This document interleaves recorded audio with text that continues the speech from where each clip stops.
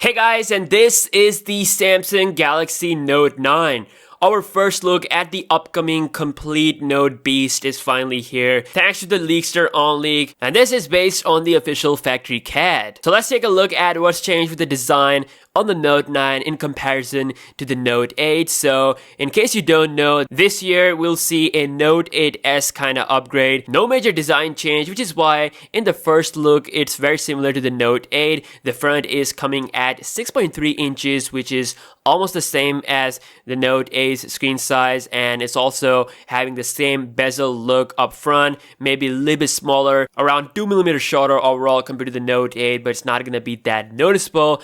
Same button configuration can be seen, volume and Bixby on the left, while the power button can be seen on the right. Now the main visual change comes from the back of the phone. We got our dual cameras in horizontal position. So Samsung is keeping horizontal position dual cameras in order to differentiate between this and the S9 Plus, which has vertical, so it's a nice move. And I showed you guys this sketch multiple times in the previous video, and well, this is how it's going to look. The dual camera glass is actually smaller than the Note 8, so it's not thicker, it's not taking that much space, and also the Note 9 has a much better fingerprint scanner position, which is below the camera, similar to the S9 Plus, much better than the position of the Note 8. And in my opinion, it's even better than the position of the S9 Plus, since there's actual separation between the fingerprint scanner and the dual camera. So it's not joined in like it is on the S9 Plus, hence it's gonna be a better experience because of that better space. And this also confirms that there is no in-display fingerprint scanner, so the dream shattered. Sadly, we have to wait till next year for that. The Galaxy S10 will be the absolute first Samsung phone to have an in-display fingerprint scanner.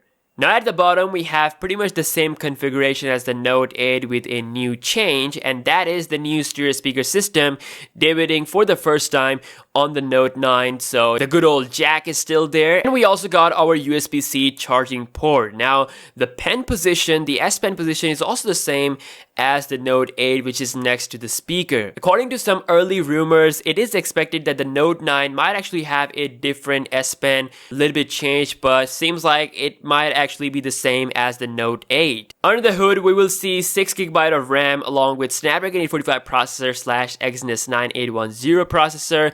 The Crown UI is expected to debut as well on the softer side, which is going to be amazing, and the battery is expected to be at 3850 mAh or close to 4000. We'll see how that will go. So there you have it, guys, our first look at the Samsung Galaxy Note 9 design. Take a look at it, breathe in, and let me know what you think about this.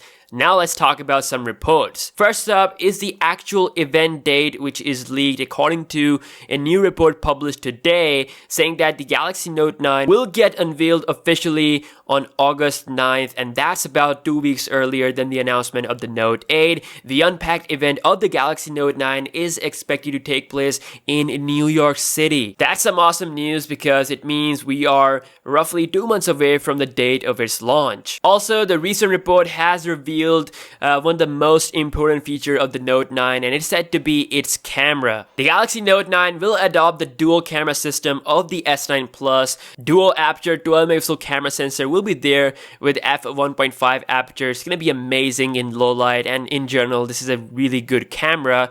However, Samsung might actually push the camera even further on the Note 9 with the help of software. They might improve the camera picture quality by having a better image processing, but I honestly believe that it will be mostly similar to the S9 Plus. Nonetheless, it's gonna be a great camera. Now, more importantly, the front camera needs some upgrade as well. Need a little detailed selfie result compared to the current softness found on the S9 Plus's front camera. So all in all, it's a complete Note package, but in my honest opinion, guys, it's a skip. If you have a Note 8, you don't really have to upgrade. Again, I will be doing all the testing of the Note 9 here on the channel that, you know, it might change your mind, but for a Note 8 person, I don't think it's a worthy of an upgrade. It's much better to wait for the Galaxy S10, which is gonna have so many good things. So I'll be making a video about that soon. Make sure to subscribe for that. And again, let me know your thoughts about the new Note 9 design. Some small changes here and there. And I will catch you guys in the next one. Peace out.